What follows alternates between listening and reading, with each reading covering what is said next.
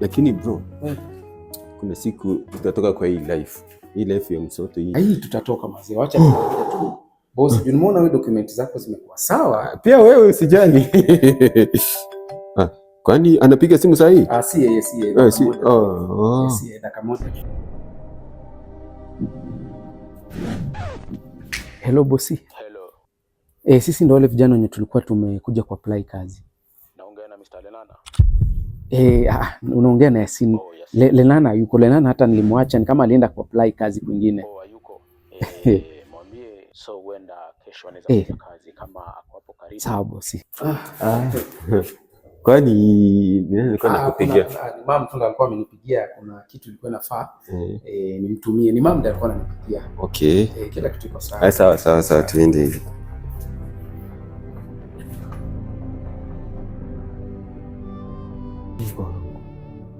Shida zitaisha.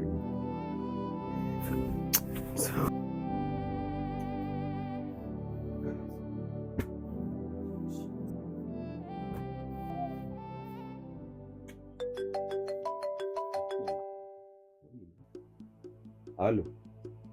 Ni Mr. Lenana. Ni mimi nilipeleka hizo document hapo kwa hiyo ofisi yenu. Nimepata kazi. Kai. Kesho ni anje, kesho saa 2 kesho ninatoka hapo boss. Mungu wangu asante. Nipigie simu rafiki yako. Unaanza kutetemeka nimesweli.